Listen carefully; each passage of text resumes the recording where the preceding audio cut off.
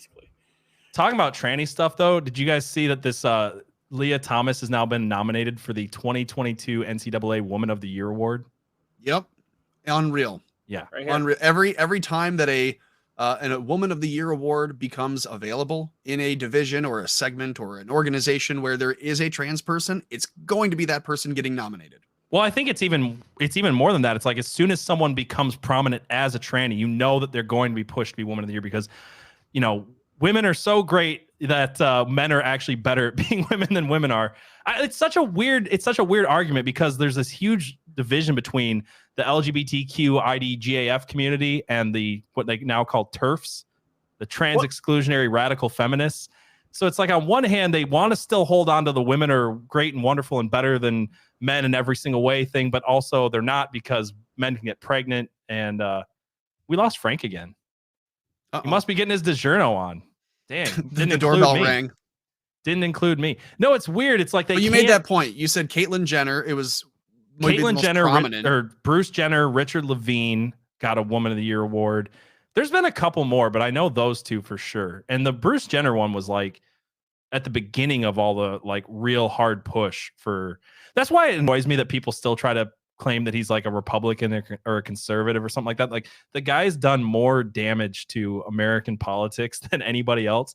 And there were still people that were willing to vote for him because he put an R next to his name. Yeah. And I don't know that it was ever all that real. I wonder if for the people that attacked UPenn and made UPenn an undesirable place, because I know the university saw a hit, like in the media, in public opinion, in polling on campus, in admissions. So even if you get a bump in trans people applying to your school, you get a huge drop in all the other kids, and that far outweighs the gain you got.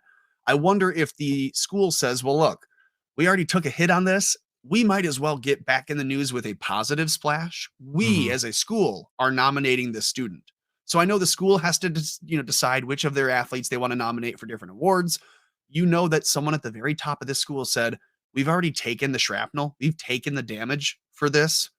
We have to get something out of it, even if it's just headlines about an award.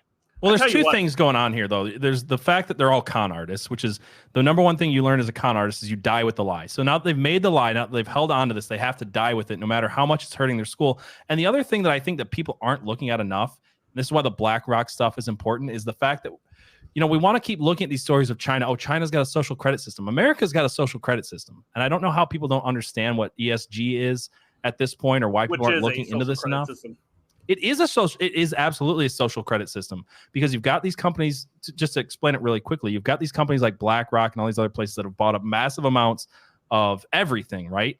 And they're government backed and government funded. And Nancy Pelosi went out there and said, well, they're too big to fail, so we're going to back them no matter what. They're buying up all your homes, all this stuff. And they are deciding that if you don't meet their environmental, social, and governance score, which is a credit score from them, from all these big groups, that they will refuse to lend you money and they will tank your stocks, right? This is what Elon Musk got into it with them with Tesla, correct? Yeah, he doesn't like it at all. Yeah. He said ESG is a cancer. He's independently wealthy enough to go around it, but most places are not.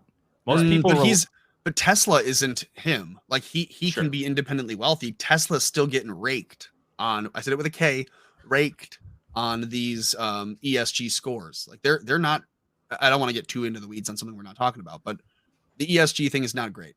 It's interesting. We talked about Leah Thompson or whatever. William Thomas. Let's just call him for what he is. Yeah. I was on my Facebook page earlier today. I had my memories, and it reminds you of all your cringy posts from decades ago.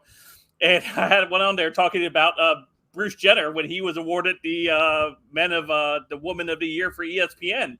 I was like, interesting. And I would just also like to point out the fact that I'm like the worst person to take to the pub because once I break that seal, I'm gone every 10 minutes away. I pop back. Is that what you're doing? You have to pee? I gotta go to the bathroom. I gotta go pee. We were thinking you were getting your DiGiorno on. Okay. No. Frank, we're gonna get you figured out on a catheter, buddy. We're gonna get you a full setup, an Arizona tea canister under you. You're gonna be good to go.